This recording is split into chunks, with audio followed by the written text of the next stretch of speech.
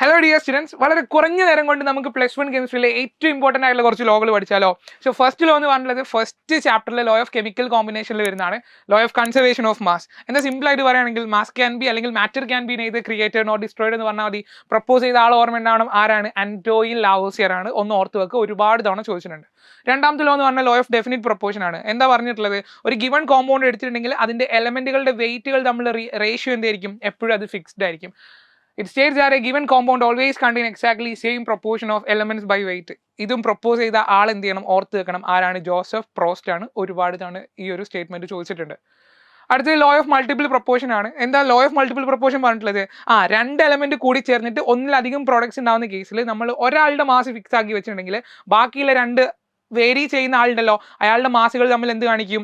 ഒരു simple whole number ratio കാണിക്കുന്നതാണ് പറഞ്ഞിട്ടുള്ളത്. സിമ്പിളായിട്ട് നമുക്ക് നോക്കുകയാണെങ്കിൽ if two elements can combine to form more than one product, if the mass of one element is fixed, then the mass of the other element are the ratio of a small whole number എന്ന് നമുക്ക് പറയാൻ പറ്റും. Example ഒരുപാട് തവണ ചോദിച്ചു കണ്ടിട്ടുണ്ട്, ഒന്ന് ഓർത്ത് വെച്ചോളൂ. എക്സാമ്പിൾ ഒന്ന് ഓർത്ത് വെച്ചോളൂ. ഹൈഡ്രജനും ഓക്സിജനും കൂടി ചേർന്നിട്ട് ആരൊക്കെ ഉണ്ടാവും? വാട്ടർ ഉണ്ടാവും, ഒപ്പം തന്നെ ഹൈഡ്രജൻ പെറോക്സൈഡ് ഉണ്ടാവും. ഇനി അതേപോലെ നമുക്ക് പറയാൻ പറ്റുക വേറെ എക്സാമ്പിൾസ് ആണ് കാർബൺ മോണോക്സൈഡ്, കാർബൺ ഡയോക്സൈഡ്, ഒപ്പം തന്നെ NO2 ഒക്കെ ഇതിന് എക്സാമ്പിൾ ആയിട്ട് വരുന്നതാണ്. കാരണം എക്സാമിന് തിരിച്ച് നിങ്ങൾക്ക് എങ്ങനെ ചോദിക്കും? എക്സാമ്പിൾ തന്നിട്ട് ഇത് ഏത് ലോ ആയിട്ട് ബന്ധപ്പെട്ട ആളാണെന്ന് ചോദിക്കും. ഒപ്പം തന്നെ ലോ പ്രപ്പോസ് ചെയ്തിട്ടുള്ളത് ജോൺ ഡാൾട്ടൺ ആണ്, അതും കൂടെ ഓർത്ത് വെക്കുക. ആൻഡ് അടുത്ത ആളെന്ന് പറഞ്ഞാൽ ഗേ-ലുസാക്സ് ലോ ഓഫ് ഗ്യാഷ്യസ് വോളിയാണ്. ഇത് ആർക്കാണ്? ഗ്യാഷ്യസ് വോളിയത്തിനാണ്. ഓക്കെ, അപ്പോൾ ഗ്യാഷ്യസ് റിയാക്റ്റൻസ് റിയാക്ട് ചെയ്തിട്ട് അവിടെ റിയാക്ഷൻ നടക്കുന്ന സമയത്ത് അല്ലെങ്കിൽ അവിടെ പ്രൊഡക്റ്റ് ഉണ്ടാകുന്ന സമയത്ത് എന്താ സംഭവിക്കുന്നത്? ഈ ഒരു റിയാക്ഷൻ നടക്കുന്നത് ഒരു സിമ്പിൾ റേഷ്യോ ബൈ വോളിയത്തിലാണെന്ന് മാത്രമാണ് ആര് പറഞ്ഞിട്ടുള്ളത്? ഗേ-ലുസാക്ക് പറഞ്ഞിട്ടുള്ളത്. നോക്കുകയാണെങ്കിൽ when gases combine or are produced in a chemical reaction, they do so in a simple ratio by volume. ശ്രദ്ധിക്കേണ്ട കാര്യം എന്താ? provided all gases are at the same temperature and pressure. എന്തായിരിക്കണം? എല്ലായിടത്തുള്ള ഗ്യാസുകളും same pressure and temperature കണ്ടീഷനിൽ ആയിരിക്കണം എന്ന് ഓർത്താൽ മതി. അടുത്ത ആളാണ് അവഗാഡ്രോ ലോ.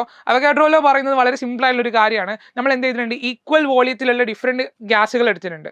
ഓക്കെ, കണ്ടീഷൻ ഇത്രയേ ഉള്ളൂ, സെയിം ടെമ്പറേച്ചർ പ്രഷർ ആയിരിക്കണം. അപ്പോൾ ഡിഫറെൻറ്റ് ഗ്യാസുകളാണല്ലോ, വോളി ഈക്വൽ ആണല്ലോ. അങ്ങനെയാണെങ്കിൽ ഈ ഈക്വൽ വോളിയത്തിലുള്ള ഗ്യാസുകളിലൊക്കെ ഉള്ള നമ്പർ ഓഫ് മോളിക്യൂൾസ് എന്തായിരിക്കും? സെയിം ആയിരിക്കും എന്നാണ് അവഗാഡ്രോ പറഞ്ഞിട്ടുള്ളത്. Equal volumes of all gas at the same temperature and pressure should contain equal number of molecules. ഇനി നമുക്ക് അടുത്ത ചാപ്റ്ററിലേക്ക് പോകാം. അടുത്ത ചാപ്റ്ററിൽ നമുക്ക് ഫസ്റ്റ് പഠിക്കാനുള്ള ലോ ആയിട്ട് പഠിക്കാനുള്ള ഡി ബ്രോഗ്ലീസ് ഇക്വേഷൻ ആണ്.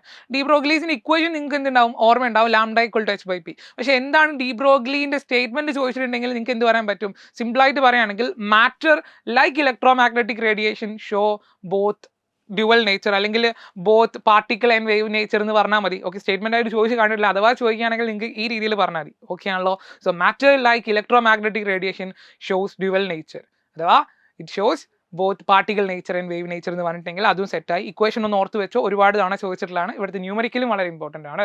അടുത്ത ആളാണ് ഹെയ്സൻബർഗ് അൺസർട്ടനിറ്റി പ്രിൻസിപ്പിൾ. എന്താ നമുക്ക് നോക്കിയിട്ടുണ്ടെങ്കിൽ it is impossible determine simultaneously the exact position and exact momentum അല്ലെങ്കിൽ exact position and exact velocity of a moving microscopic particle like electron എന്ന് പറഞ്ഞിട്ടുണ്ടെങ്കിൽ അവിടെ സ്റ്റേറ്റ്മെന്റ് കംപ്ലീറ്റ് ആയിട്ടുണ്ട്. നിങ്ങൾക്ക് ഈസി ആയിട്ട് മാർക്ക് സ്കോർ ചെയ്യാൻ പറ്റും. പിന്നെ ഇവിടുന്ന് എന്ത് ചോദിച്ചിട്ടുണ്ട്? ഇതിന്റെ മാത്തമാറ്റിക്കൽ റെപ്രസെന്റേഷൻ ചോദിച്ചിട്ടുണ്ട്. Delta X into delta P greater than or equal to h/4π എന്ന് പറയാം. അല്ലെങ്കിൽ നമുക്ക് ഈ ഡെൽറ്റ പിക്ക് വരാം delta X into M delta V greater than or equal to h/4π. Okay, mathematical representation വരെ എന്ത് ചെയ്തിട്ടുണ്ട്? ഒരുപാട് തവണ ചോദിച്ച് കണ്ടിട്ടുണ്ട്. അപ്പോൾ അത്ര ഇമ്പോർട്ടൻ്റ് ആണെന്നുള്ളത് ഓർത്ത് വെക്കുക.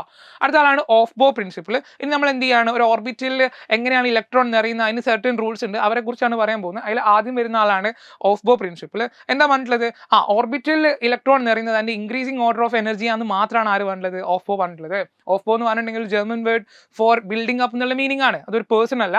Of Bohr principle, it states that the orbital are filled in the order of their increasing energy. Easy ആയിട്ട് കിട്ടുമല്ലോ, ഒരു മാർക്ക് സ്കോർ ചെയ്യാലോ. ഫൈൻ. അങ്ങനെയാണെങ്കിൽ അടുത്ത ആളാണ് പോളിക്സ് എക്സ്ക്ലൂഷൻ പ്രിൻസിപ്പിൾ. എന്താ പോളിക്സ് എക്സ്ക്ലൂഷൻ പറഞ്ഞിട്ടുള്ളത്? ഒരു ആറ്റത്തിൽ 2 ഇലക്ട്രോൺ നമ്മൾ എടുത്തു നോക്കുകയാണെങ്കിൽ ഇവർ ഒരിക്കലും ഒരു കാരണവശാലും എന്ത് കാണിക്കില്ല? 4 സെറ്റ് ഓഫ് ക്വാണ്ടം നമ്പേഴ്സ് കാണിക്കില്ല. ആരൊക്കെ 4 സെറ്റ് ഓഫ് ക്വാണ്ടം നമ്പേഴ്സ് നിങ്ങൾക്ക് ഓർമ്മയുണ്ടല്ലോ? പ്രിൻസിപ്പിൾ ഉണ്ട്, അസിമുത്തൽ ഉണ്ട്, മാഗ്നറ്റിക് ഉണ്ട്, ഒപ്പം തന്നെ ആരുണ്ട്? സ്പിൻ ക്വാണ്ടം നമ്പറും ഉണ്ട്. Okay, set. So statement നോക്കുകയാണെങ്കിൽ states that no two electrons in an atom can have the same set of all 4 quantum numbers. Set ആണെന്ന് വിചാരിക്കുന്നു. അടുത്ത ആളാണ് Hund's rule of maximum multiplicity. എന്താ ഇവിടെ പറഞ്ഞിട്ടുള്ളത്? നമുക്ക് പൊതുവെ എങ്ങനെയാണ് ചോദിച്ച് വന്നിട്ടുള്ളത് എന്നുള്ള രീതിയിൽ ഒരു ക്വസ്റ്റ്യൻ ചെയ്യാം, എന്നിട്ട് നമുക്ക് എന്ത് ചെയ്യാം, സ്റ്റേറ്റ്മെന്റിലേക്ക് പോകാം. ഈ രീതിയിൽ നിങ്ങൾക്ക് എന്ത് ചെയ്യുന്ന അറിയാം, ഒരു 2 ആൾക്കാരെ തരും, 2 ഓർബിറ്റിൽ തരും. ഇവിടെ ഈ രീതിയിലാണ് ഇലക്ട്രോൺ ഫില്ല് ചെയ്തിരിക്കുന്നത്, ഇവിടെയാണെങ്കിൽ ഈ രീതിയിലാണ് ഇലക്ട്രോൺ ഫില്ല് ചെയ്തിട്ടുള്ളത്. എന്നിട്ട് നിങ്ങളോട് ചോദിക്കും ഇതിൽ ഏതാണ് കറക്റ്റ് വരുന്ന ഇലക്ട്രോൺ ഫില്ല് ചെയ്യുന്ന ഓർഡർ എന്ന് ചോദിക്കും. ഒപ്പം തന്നെ നിങ്ങളോട് ചോദിക്കും ഇത് ഏത് റൂളിന്റെ ബേസിലാണ് നിങ്ങൾ പറഞ്ഞിട്ടുള്ളത്. അപ്പോൾ നിങ്ങൾ കറക്റ്റ് പറഞ്ഞിട്ടുണ്ടാവും, ഏതാ രണ്ടാമത്തെ കേസിലല്ലേ കറക്റ്റ് ഇലക്ട്രോൺ ഫില്ല് ചെയ്യുക, അത് ആരുടെ ബേസിലാണ്? ഹൺസ് റൂൾ ആണ്. ഹൺസ് റൂൾ എന്താ പറഞ്ഞിട്ടുള്ളത്? ഓരോ ഓർബിറ്റിലും സിംഗിളി ഇലക്ട്രോൺ ഓക്യുപ്പൈ ചെയ്തതിന് ശേഷം മാത്രമേ എന്ത് ചെയ്യുള്ളൂ, രണ്ടാമത്തെ ഇലക്ട്രോൺ വന്ന് എന്ത് ചെയ്യുള്ളൂ, പെയർ ചെയ്യാൻ നോക്കുകയുള്ളൂ. നോക്കാം. It States that electron pairing takes place only after partially filling all the degenerate orbitals. Okay, so ഇത്രയാണ് നമുക്ക് എന്ത് ചെയ്യാനുള്ളത്, സ്ട്രക്ചർ ഓഫ് ആറ്റം നോക്കാനുള്ളത്. ഇനി നമുക്ക് 3rd ചാപ്റ്ററിലേക്ക് പോവാം. സോ 3rd ചാപ്റ്ററിൽ നമുക്ക് ഈസി ആയിട്ട് പഠിക്കാൻ പറ്റിയിട്ടുള്ള ആദ്യത്തെ ലോ ആണ് മെന്റലീവിന്റെ പീരിയോഡിക് ലോ.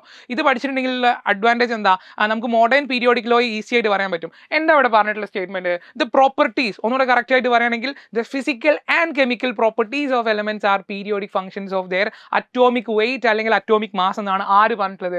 മെന്റലീവിന്റെ പീരിയോഡിക് ലോ പറഞ്ഞിട്ടുള്ളത്. അങ്ങനെയാണെങ്കിൽ മോഡേൺ പീരിയോഡിക് ലോ നോക്കിയിട്ടുണ്ടെങ്കിലോ ഇവിടെ വളരെ സിമ്പിളാണ്. നമ്മൾ നേരത്തെ പറഞ്ഞ അതേ സ്റ്റേറ്റ്മെന്റ് എടുത്താൽ മതി. ആരെ മാത്രം മാറ്റിയാൽ മതി? ഇവിടെ അറ്റോമിക് വെയിറ്റ് നേരത്തെ പറഞ്ഞ കേസിൽ ഇവിടെ നമുക്ക് എന്ത് പറഞ്ഞാൽ മതി, അറ്റോമിക് നമ്പർ പറഞ്ഞാൽ മതി. അപ്പൊ എങ്ങനെ പറയാ, the properties of elements R periodic functions of their atomic number എന്ന് പറഞ്ഞിട്ടുണ്ടെങ്കിൽ എന്തായി, മോഡേൺ പീരിയോഡിക് ലോ ആയിട്ടുണ്ട്. ഇനി നമുക്ക് നോക്കാനുള്ള ആളാണ് അടുത്ത ചാപ്റ്ററിൽ കെമിക്കൽ ബോണ്ടിങ്ങിൽ ഫജൻസ് റൂൾ. ഫജൻസ് റൂൾ എന്താ പറഞ്ഞിട്ടുള്ളത്? നമുക്ക് അയോണിക് ബോണ്ട് എടുത്തിട്ടുണ്ടെങ്കിൽ അത് എന്ത് കാണിക്കും, പാർഷ്യൽ കോവാലന്റ് ക്യാരക്ടർ കാണിക്കും അല്ലേ. അപ്പോൾ അവിടെ കുറച്ചൊരു സ്റ്റേറ്റ്മെന്റ്സ് നോക്കാനുണ്ട്, ഓരോന്ന് നോക്കാം. ഇപ്പോൾ ഒന്നാമത്തെ സ്റ്റേറ്റ്മെന്റ് എന്ന് പറഞ്ഞിട്ടുണ്ടെങ്കിൽ ഒരു കാറ്റിയോൺ എടുക്കുന്ന സമയത്ത് കാറ്റിയോൺ വിത്ത് സ്മോൾ സൈസ് ഒപ്പം തന്നെ ആനിയോൺ വിത്ത് ലാർജർ സൈസ് എന്ത് കാണിക്കും, അവരെന്തായിരിക്കും, ലാർജ് കോവാലന്റ് ക്യാരക്ടർ കാണിക്കുന്ന പറഞ്ഞിട്ടുള്ളത്. നോക്കാം. The smaller the size of cation and larger the size of anion, the greater the covalent character of ionic bond. ഇനി അടുത്ത സ്റ്റേറ്റ്മെന്റ് എന്ന് പറഞ്ഞിട്ടുണ്ടെങ്കിൽ എന്താ പറഞ്ഞിട്ടുള്ളത്, ഇവരുടെ ചാർജിനെ കുറിച്ചാണ്, ഈ കാറ്റിയോണിന്റെ ചാർജിനെ കുറിച്ചാണ് പറഞ്ഞിട്ടുള്ളത്. The greater the charge on the cation, the greater the covalent character of the ionic bond. ഇനി മൂന്നാമത്തെ സ്റ്റേറ്റ്മെന്റ് നോക്കാം. For cations of same size and charge, the ion with electronic configuration n-1 dn ns0 is more polarizing than the ion with noble gas configuration ns2 np6 എന്നാണ് third statement വരുന്നത്. Meaning എന്താ, ആ ഒരു noble gas configuration നോക്കുന്ന സമയത്ത് നമ്മളെ transition elements ഉണ്ടാവുമല്ലോ, അവരുണ്ടാക്കുന്ന cation ആണ് എന്തുള്ളത്, മോർ പോളറൈസിങ് പവർ ഉള്ളതെന്നാണ് ആര് പറഞ്ഞിട്ടുള്ളത്, തേർഡ് സ്റ്റേറ്റ്മെന്റ് വരുന്നത്. സോ ഇത്ര മാത്രമാണ് എവിടെ നോക്കാനുള്ളത്, ഫജൻസ് റൂളിൽ നോക്കാനുള്ളത്. ശരി, നമുക്ക് അടുത്തയിലേക്ക് നോക്കാം. ഇനി നമുക്ക് തെർമോഡൈനാമിക്സിലേക്കാണ് പോകുന്നത്. അവിടെ എന്തായാലും ഒബ്വിയസ്ലി എന്ത് വരും, 3 ലോസ് വരും അല്ലേ. ഫസ്റ്റ് ലോ ഓഫ് തെർമോഡൈനാമിക്സ് വളരെ സിമ്പിൾ ആണ്. എന്താണ്, നമ്മൾ കൺസർവേഷൻ ഓഫ് മാസ് നേരത്തെ പറഞ്ഞില്ലായിരുന്നോ, അതേപോലെ ഇവിടെ എന്ത് പറഞ്ഞാൽ മതി, കൺസർവേഷൻ ഓഫ് എനർജി പറഞ്ഞാൽ മതി. എങ്ങനെ നമുക്ക് പറയാം, energy can be neither created nor destroyed. Okay, so ഇതിന്റെ മാത്തമാറ്റിക്കൽ ഫോം എന്താണ്, വളരെ ഇമ്പോർട്ടൻ്റ് ആണ്. ഇത് വെച്ചിട്ട് ഒരുപാട് ന്യൂമറിക്കൽ വന്ന് കണ്ടിട്ടുണ്ട്. Delta U equal to Q plus W എന്നുള്ള കാര്യം എന്തായി ഒന്ന് ഓർത്തിട്ടുണ്ടെങ്കിൽ അതും സെറ്റ് ആയിട്ടുണ്ട്. അടുത്ത ആളാണ് Hess's law of constant heat summation. എന്താ സിമ്പിളായിട്ട് പറഞ്ഞിട്ടുള്ളത്, ഒരു റിയാക്ഷൻ സിംഗിൾ സ്റ്റെപ്പിലോ അല്ലെങ്കിൽ മൾട്ടിപ്പിൾ സ്റ്റെപ്പിലോ നടക്കുകയാണെങ്കിൽ അവിടെയുള്ള ടോട്ടൽ എന്താൽപി ചേഞ്ച് എന്തായിരിക്കും, സെയിം ആയിരിക്കും പറഞ്ഞിട്ടുള്ളത്. ഇതിന്റെ അപ്ലിക്കേഷൻ ആണ് ആരെന്ന് പറഞ്ഞത്, ബോൺ-ഹേബർ സൈക്കിൾ. നോക്കാം. The law States that the total enthalpy change for A physical or chemical process is same whether the reaction taking place in A single step or several step. Okay ആണല്ലോ.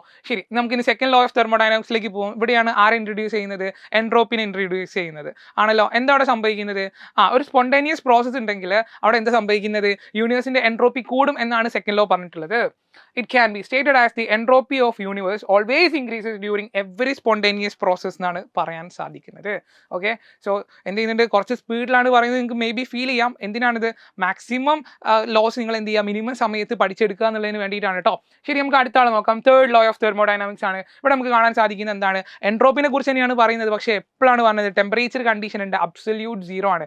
എന്താ absolute zero എന്ന് പറഞ്ഞിട്ടുണ്ടെങ്കിൽ 0 കെൽവിനെ അല്ലെങ്കിൽ -273 degree സെൽഷ്യസിനാണ് എന്ത് വിളിക്കുക, absolute zero എന്ന് വിളിക്കുക. അപ്പോൾ അബ്സല്യൂട്ട് സീറോയിൽ ഞാൻ എന്ത് ചെയ്തിട്ടുണ്ട്, ഒരു ക്രിസ്റ്റൽ എടുത്തിട്ടുണ്ട്, ഒരു പെർഫെക്റ്റ്ലി ക്രിസ്റ്റൽ സോളിഡ് എടുത്തിട്ടുണ്ട്.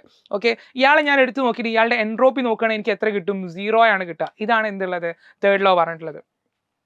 So it states that the entropy of any perfectly crystalline substance is 0 at absolute zero of temperature. Okay, and finally നമുക്ക് നോക്കാൻ പറ്റുന്ന ആളാണ് ഹക്കൽസ് റൂൾ. ഹക്കൽസ് റൂൾ വഴി നമുക്ക് എന്ത് കണ്ടുപിടിക്കാൻ പറ്റും, തന്നിട്ടുള്ള കോമ്പൗണ്ട് അരോമാറ്റിക് ആണോ അല്ലേന്ന് കണ്ടുപിടിക്കാൻ പറ്റും. എൻ്റെ കാര്യങ്ങൾ ശ്രദ്ധിക്കണം. According to this rule cyclic ആവണം, പ്ലാനാർ സിസ്റ്റം ആവണം, കണ്ടെയ്നിങ് എന്തായിരിക്കണം, 4n+2 ഡീലോക്കലൈസ്ഡ് ആരുണ്ടാവണം, ഇലക്ട്രോൺസ് ഉണ്ടെങ്കിൽ അയാൾ എന്തായിരിക്കും അറോമാറ്റിക് ആയിരിക്കും. നോക്കാം. According to this rule cyclic planar system containing 4n+2 delocalized pi electrons are aromatic. ഈ n എന്ന് പറഞ്ഞ ആളാരാ? അത് ഇൻഡിജേഴ്സ് ആണ്. It can be 0 1 2 3 etcetera. So ഇത്രയാണ് നമുക്ക് മേജർ ലോസിനെ കുറിച്ച് പറയാൻ സാധിക്കുന്നത്. എല്ലാം ഡീറ്റെയിൽഡ് ആയി മനസ്സിലായി എന്ന് വിചാരിക്കുന്നു. ഏതെങ്കിലും വിട്ടുപോയിട്ടുണ്ടെങ്കിൽ ഇപ്പോൾ തന്നെ പഠിക്കണം, എല്ലാം സെറ്റ് ആക്കണം. Thank you for watching.